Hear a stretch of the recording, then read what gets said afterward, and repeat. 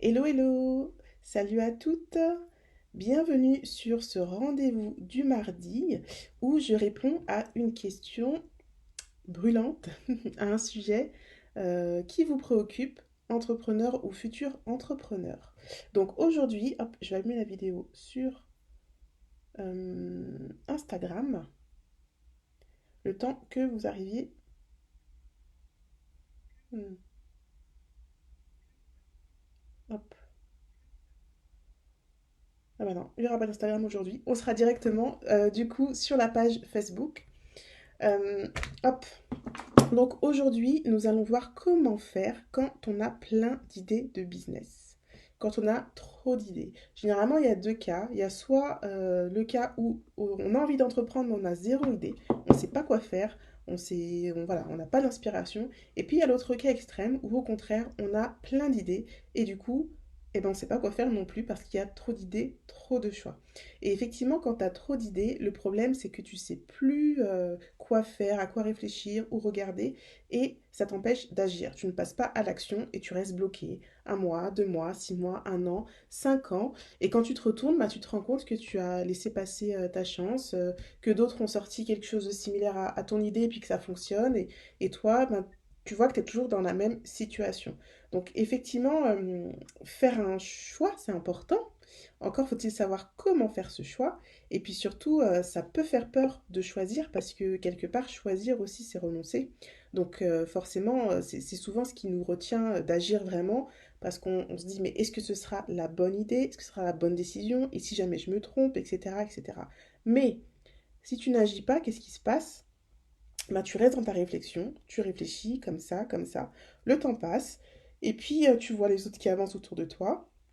Et toi, tu as l'impression de ne pas avancer. Tu as l'impression voilà, que tout le monde prend de l'avant, tout le monde a abouti à des résultats concrets, et toi, non. Donc ensuite, c'est quoi le risque? Ben, le risque, c'est que tu as un regard négatif sur toi-même, que tu te dévalorises, que tu te sentes pas capable, que tu te sentes nul, parce que tu vois que tu es toujours au même point et que d'autres avancent. Tu es là, tu attends ton idée géniale, tu attends ton produit génial, tu attends ton service idéal, tu attends la solution parfaite, qui peut-être engloberait toutes tes idées, pourquoi pas, mais en attendant, tu es bloqué parce que tu ne passes pas à l'action. Et c'est ça qu'il faut arrêter parce que c'est dans l'action que tu vas trouver des réponses et c'est dans l'action que tu pourras mieux affiner tes choix. Donc, la première chose que je vais te conseiller, c'est de garder ton état d'esprit positif, un mental positif. Ça, c'est important parce que oui, choisir, c'est renoncer, mais choisir, c'est aussi avancer. Et quel que soit le choix en fait que tu vas faire, ce choix va forcément t'apporter quelque chose. Même si au final le projet en question ne fonctionne pas, tu auras forcément appris quelque chose. Et c'est pour ça que je dis qu'il est important de garder un mental positif, parce que en cas d'échec, il faut que tu sois capable de rebondir et de tirer les leçons et pour voir ce qui a bien fonctionné et ce que tu peux répéter dans un nouveau projet. On ne peut pas dire qu'il y a un bon choix ou un mauvais choix parce que tu vas choisir en fonction de certains critères qui vont te correspondre toi, qui vont correspondre à un contexte, qui vont correspondre à plein de choses. Donc il n'y a pas de bon et de mauvais choix. Par contre, il y a un bon ou mauvais état d'esprit, c'est celui de pouvoir assumer tes choix. C'est ça qu'il faut en fait, assumer ta décision, assumer les choix que tu auras faits, tout simplement. Donc après, avoir des regrets en soi, ça va pas te servir à avancer. Ça va vraiment pas te servir à avancer. Ça va au contraire te faire cogiter et rester bloqué encore sur toi-même. Donc ce qu'il faut, c'est pas regretter et c'est pas non plus ne rien faire. Ce qu'il faut, c'est aller de l'avant, passer à l'action et puis tirer des leçons, des enseignements de ce que tu auras fait et valoriser ta nouvelle expérience. Ça peut aussi très bien fonctionner et que tu choisisses de passer à autre chose. Et quoi qu'il en soit, tu seras devenu plus forte grâce à cette expérience.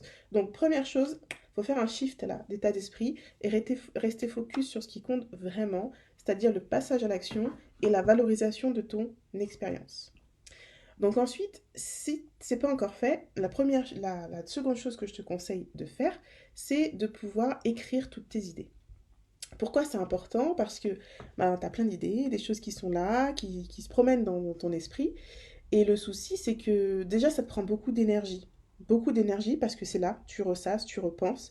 Et souvent, tu refais l'histoire en fait.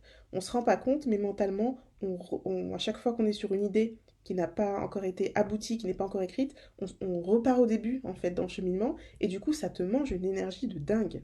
Donc le simple fait d'écrire, ça va te permettre de te poser, de poser les choses et de concrétiser aussi les choses, de les rendre vraies et que ce soit pas seulement des pensées, ça va vraiment décharger l'esprit et puis le fait d'écrire va te permettre aussi peut-être d'avancer un peu plus dans ton projet, de mieux l'aboutir, le fait de le formuler, de le phraser et puis ça peut aussi te donner de nouvelles idées tout simplement. Donc vraiment écris tout. Ensuite, il va falloir vérifier que tes différents projets, une fois que tu les as bien listés, il faudra les reprendre un par un et puis vérifier euh, que ça te correspond ou pas. Donc là, on est vraiment sur une étape. Tu sais, si tu me suis depuis un moment, que j'affectionne beaucoup, c'est se regarder soi, en fait. Le point de départ, c'est soi. Donc ce qu'il faut, c'est faire une introspection, tout simplement, te poser les bonnes questions sur toi-même avant de questionner ton projet. Donc, réfléchis à ce que tu veux toi, parce que si tu ne le fais pas, le risque c'est que tu prennes des décisions qui ne te correspondent pas. Si tu choisis un projet parce que ben, d'autres l'ont fait et que ça fonctionne, ou parce qu'on te le conseille, parce qu'on te dit ah ben, je te vois bien faire ça, ou parce que tu sens que c'est la facilité, le risque c'est que ça va peut-être fonctionner un temps, mais voilà, le risque, c'est que ça va pas durer, en fait, parce qu'il te manquera quelque chose, là, la connexion avec toi, elle sera manquante, et du coup, ça ne pourra pas fonctionner. Donc, c'est sûr que c'est pas facile de se poser ces questions-là, surtout quand tu es seul, parce que tu te dis, mais qu'est-ce qu'il faut que je me demande vraiment? Et avoir un regard externe, ça va t'aider à aller vraiment au fond des choses, parce que nous, on se pose nos questions à nous, on reste en mode comfort zone, on se casse pas trop la tête, et on a une tendance à voir que les choses qui vont bien. Alors que d'avoir un regard externe, ça te permet vraiment d'aller au fond des choses. Donc cette étape-là est essentielle, de réfléchir vraiment à ce que tu veux toi, qu'est-ce qui te motive dans la vie, qu'est-ce que tu as envie de faire et d'accomplir. Une fois que tu as fait cette introspection, tu regardes ta liste et là, il y aura un premier tri naturel qui va se faire. Est-ce que vraiment tel projet, c'est une bonne idée, mais est-ce que vraiment ça te correspond? Non. Donc du coup, tu le mets de côté, sans scrupule. Ouais, choisir, c'est renoncer, mais choisir, c'est aussi avancer. Donc regarde quelles sont les idées qui te correspondent vraiment, celles qui ne te correspondent pas ou plus. Et puis peut-être que ça va aussi te faire émerger d'autres idées. Donc dans ce cas-là, tu peux les rajouter. Tu peux les rajouter au regard de ce que tu auras appris ou découvert sur toi lors de la phase d'introspection. Étape suivante, là, on va rentrer un peu plus dans le concret. Ce qu'il va falloir, c'est vraiment réfléchir à quoi correspond chacune de tes idées. Euh, le piège, c'est de rester sur des a priori, en fait. Une idéalisation de ce que serait telle ou telle activité. Parce que souvent, tu vas regarder ben, d'autres personnes qui le font, et évidemment, on voit que les bons côtés, mais tu ne te rends pas compte de tout ce qu'il y a derrière et tout ce que ça demande. Donc c'est important, pour pas rester sur un idéal, que vraiment tu puisses tester, que tu puisses observer, que tu puisses savoir vraiment de quoi il retourne, pour ensuite décider en toute connaissance de cause. Donc, comment faire ça? En fait, il faudra simplement que tu puisses regarder certains critères pour pouvoir choisir parmi toutes tes idées. Déjà, euh, réfléchis à toi sur du long terme. Comment tu te vois dans un an, dans 2 ans, dans 5 ans, dans 10 ans? Comment tu te vois? De quoi tu as besoin pour te sentir bien? Quel sens tu veux donner à ta vie? Quel sens tu veux trouver? Qu'est-ce que tu veux accomplir? Quel mode de vie tu vas avoir? Quel équilibre de vie tu vas avoir? Où tu veux vivre? Quel revenu tu vas avoir? Quelle sera ta vie de famille, etc. Réfléchis vraiment globalement à ta vie telle que tu veux la vivre et regarde aussi quel est ton rythme idéal. Comment tu as envie de travailler vraiment. Ensuite, ta liste de projets, tu regardes pour chaque projet s'il correspond ou non à la vision de vie idéale que tu as. Parce que si ça ne correspond pas, encore une fois, ça ne tiendra pas. Donc peut-être que ton projet en question, il correspond juste à une étape vers ton projet de vie idéal, ou alors peut-être que ton projet, il faudra le découper en plusieurs étapes avant d'y arriver, parce que l'important, c'est que ce que tu accomplis maintenant corresponde à ce que tu vis maintenant. Alors si, pour te donner mon exemple, quand je me suis lancée en pâtisserie cake design, parce que voilà, j'ai deux activités, coach pour les femmes entrepreneurs et pour les cadres dirigeants, mais je suis aussi cake designer. Et quand je me suis lancée en pâtisserie cake design, euh, mon idée en fait c'était, j'avais un vrai besoin de retrouver un équilibre, d'avoir du temps pour mes enfants, avoir du temps pour les emmener à l'école le matin, avoir du temps pour cuisiner pour ma famille, et rentrer tôt le soir, être libre dans mes horaires, etc. Et pourtant, mon projet de pâtisserie globale, c'était pas uniquement faire du cake design, mais c'était vraiment d'ouvrir un salon de thé. C'est un projet qui est toujours existant, mais qui aujourd'hui ne correspond pas à la vie que je souhaite avoir. Pourquoi? Parce qu'un salon de thé, ça veut dire être ouvert le matin et l'après-midi. Donc ça veut dire des préparations de pâtisserie très tôt le matin ou tard le soir. Ça veut dire être ouvert le week-end, être ouvert les jours fériés, en vacances, puisque c'est là que ça marcherait le mieux. Ça veut dire aussi des horaires fixes, parce que les clients ont besoin d'horaires fixes. Bref, c'était un projet qui est beau en soi, dans ce que je vais accomplir, mais qui ne correspond pas à la vie que je vais avoir aujourd'hui. Donc j'ai retravaillé mon projet, je l'ai coupé en étapes, et une des étapes, c'est faire ce que je fais aujourd'hui, c'est-à-dire j'assois mon expertise localement. Je travaille sur des gâteaux, sur des designs, voilà, j'ai des clients, mariages particuliers, entreprises. Et du coup, le modèle économique, aujourd'hui, il correspond à la vie que je vais avoir aujourd'hui. Demain, quand ma situation va évoluer, que je serai prête à passer à un autre palier, je reverrai mon modèle d'entreprise pour encore évoluer à l'étape suivante, jusqu'à ce que j'arrive à mon projet de salon de thé. Donc voilà, c'est toute l'idée en fait de vraiment réfléchir à ce que tu veux d'un côté d'un point de vue business, mais ce que tu veux d'un côté pour ta vie, la façon dont tu veux vivre ta vie pour que ça puisse caler. Et c'est bien ton projet qui doit se caler à ta vie et non pas ta vie qui doit se caler à ton projet. Ensuite, pour chaque projet, c'est important que tu te demandes ce qui t'attire vraiment dans le projet. Et puis, ce qui te retient. Donc vraiment là, on est dans du ressenti. On n'est pas dans de la raison. On est dans du ressenti. Parce que quand on fonctionne en mode raison, déjà c'est plus dur de trouver des choses en mode pour ou contre, des choses qui sont contre parce que tu es passionné par ton projet. Et puis en plus, on fait marcher l'esprit, on est moins dans ce qu'on veut, dans ce qu'on souhaite. Donc ce qu'il faut, c'est vraiment réfléchir à ce qui t'attire, pourquoi tu as envie de faire ça, qu'est-ce qui t'attire dans le projet, et ce qui te retient. Tes peurs, qu'est-ce qui ferait que que tu ne te sentirais pas à l'aise à le faire. Et vraiment, quand tu es sur la base de l'intuition, du ressenti, du sentiment, ça te permettra voilà, de faire un filtre différent. Donc réfléchis à ça. Qu'est-ce qui te donne vraiment envie dans ce projet? Et puis qu'est-ce qui te donne moins envie dans ce projet? Enfin, ou presque enfin, je pense qu'il y aura une étape supplémentaire. Donc avant-dernier point, pour chaque projet, il faut que tu te rendes compte de ce que ça va demander au quotidien. Il faut que tu te rendes compte de la réalité. Encore une fois, quand tu vois des personnes dans le domaine que tu souhaites qui ont réussi, tu vois que la façade, en fait, tu vois la façade de la maison, mais tu sais pas tout ce que ça a demandé en termes de construction, de travail en amont, et puis depuis combien de temps non plus. Donc, il faut vraiment que tu te rendes compte de ce que ça demande comme travail au quotidien, et vraiment les tâches que tu auras à faire chaque jour. Il y en a que tu pourras imaginer sans problème, mais tu seras vite bloqué si tu fais ce travail-là seul, parce que justement, tu ne sais pas ce que tu ne sais pas.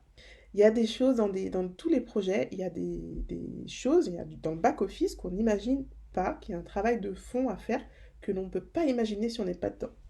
Donc ce que je t'invite à faire, c'est à vraiment t'informer par tout moyen possible de ce qu'est la réalité du métier ou de l'activité que tu vises. Donc comment le faire? Alors, ça peut être par des vidéos, il y en a tout plein sur YouTube et compagnie, tu trouveras pas mal de vidéos où les gens partagent leur vrai quotidien. Euh, les sites web des professionnels aussi qui partagent leur quotidien. Donc regarde un peu sur les professionnels du secteur qui t'intéressent, si tu trouves certains qui partagent leur quotidien. Et si même tu en as autour de toi, rencontre-les, pose-leur des questions. Ça peut se faire aussi euh, via des documentaires. Tu peux regarder des documentaires sur le sujet qui te permettra d'avoir aussi une autre vision, plusieurs documentaires. Comme ça te permet d'avoir plusieurs angles de vue. Tu peux aussi imaginer des journées des visites, des journées d'immersion, des journées d'observation, voilà, si c'est possible, vraiment aller rencontrer les personnes qui font la même chose, ou en tout cas le même secteur d'activité que ce que tu vises pour te rendre compte du quotidien. Par exemple, c'est tout bête, mais en pâtisserie classique en tout cas, bah, en fait, tous les jours, on refait la même chose. Et ça, même si en allant à la pâtisserie, tu te rends bien compte qu'il y a tous les jours les mêmes produits, pain au chocolat, croissant, etc. Moi, je ne me rendais pas compte, vraiment avant d'y réfléchir, que ça veut dire que quand tu y bosses, tous les jours, tu vas refaire la même chose, la même chose. Donc après, la question, c'est est-ce que j'ai envie de ça ou pas? C'est ça toute la question. Ma réponse à moi, c'était oui. Mais c'est important de te poser la question. Dans telle activité, ça va me demander de faire ça, ça, ça, ça tous les jours, ou ça à répétition. Est-ce que je suis prête à le faire? Est-ce que j'ai envie de le faire, oui ou non? Voilà, et donc le dernier point, qui serait aussi un peu comme un résumé, il y a vraiment quatre prismes qu'il faut que tu regardes pour savoir si ton projet te correspond ou pas, et pour que tu puisses vraiment réussir à faire le tri dans toutes tes idées, savoir vers laquelle tu pars ou pas. Donc la première chose, c'est vraiment, est-ce que ça te parle? Est-ce que ça te donne envie? Est-ce que quand tu réfléchis à ton projet ou quand tu en parles avec d'autres, tu sens que ça te brûle à l'intérieur et ça te fait waouh, quoi. Tu te dis, oh, mais c'est trop ça, c'est tellement évident. Donc déjà, c'est le premier point, c'est ça. Il faut que tu te sentes à l'aise avec ton projet, connecté. Il faut que tu sentes que tu es vraiment, vraiment en vie. Si tu as un doute, comme on dit, quand il y a un doute, il n'y a pas de doute. Si tu as un doute, c'est que c'est pas le bon truc. Tu peux avoir peur, tu peux avoir des craintes. Ça, c'est normal parce qu'il y a une part d'inconnu. Par contre, si tu as des doutes, c'est qu'il y a c'est que c'est peut-être pas le projet qui te convient, en tout cas pas dans cette forme. Ensuite, il faut regarder si le projet te permettra de mettre en œuvre certains talents que tu as, des choses innées, des compétences naturelles. Donc oui, il y aura des choses à apprendre, mais ce qui est important, c'est que tu puisses y mettre des choses que tu as, toi, naturelles. Si tu n'as pas encore fait ce travail de chercher quels sont tes talents naturels, je t'invite à le faire, mais c'est important que tu puisses t'exprimer de façon simple et vraie dans l'activité que tu vas faire, qui est une part voilà, qui soit tellement évidente pour toi, quoi. Donc, deuxième point. Le troisième point, c'est évidemment la rentabilité, parce que si tu viens en business, c'est parce que tu veux gagner ta vie avec le business. Donc, il faut que tu en aies envie, il faut que tu mettes tes compétences, mais il faut que ce soit rentable aussi. Donc, ça aussi, c'est à regarder. Est-ce que le business model que tu pourras développer te permettra de vivre de ton activité? Et voir si, compte tenu de ta situation actuelle, le projet est réalisable. C'est vraiment les quatre points qu'il faudra regarder. Donc, est-ce que tu en as vraiment envie? Est-ce que ça te fait vraiment waouh? Est-ce que tu mets en œuvre des compétences naturelles? Est-ce que ça rapporte vraiment de l'argent? Est-ce que c'est rentable surtout? Ça peut rapporter de l'argent mais pas être rentable. Est-ce que c'est rentable? Et est-ce que ça correspond à ta situation personnelle actuelle? Voilà ce que je voulais partager avec toi sur le sujet. Ensuite, si tu choisis de partir sur plusieurs activités, ce qui est mon cas aujourd'hui. J'ai, on va dire, deux gros pavés qui est coaching et cake design. Mais dans le coaching, il y a aussi deux pavés, un où j'accompagne les femmes et un où j'accompagne les hommes. Donc on va dire que j'ai deux activités pour résumer. Et en fait, l'important, c'est quand même d'avoir une activité prioritaire. Parce que tu es un être humain, tu as 24 heures par jour, dont une bonne partie est consommée pour ton bien-être, c'est-à-dire ton sommeil, ta nourriture, et une bonne partie pour les trajets et la logistique. Donc à un moment, il faut que le temps que tu as, tu puisses le rationaliser, et il faut que tu puisses prendre plaisir à développer ton business. Donc c'est important de mettre des priorités et de choisir quel sera ton business, ton idée de business principale, et quel sera ton business secondaire. Et ton business principal, il faudra que tu y passes. Bon, alors la règle c'est 80-20, tu sais, la fameuse règle des 80-20.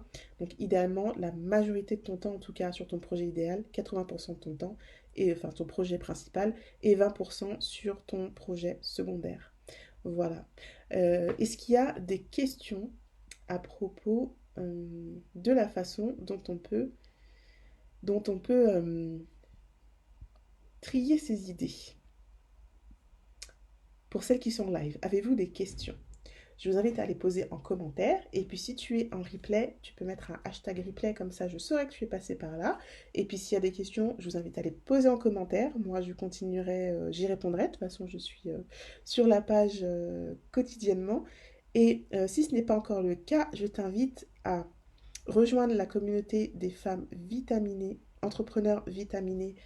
C'est le groupe Facebook que j'anime et c'est grâce à tout ce qui me remonte dans ce groupe que je puise des idées pour faire les lives et pour faire les sessions questions-réponses.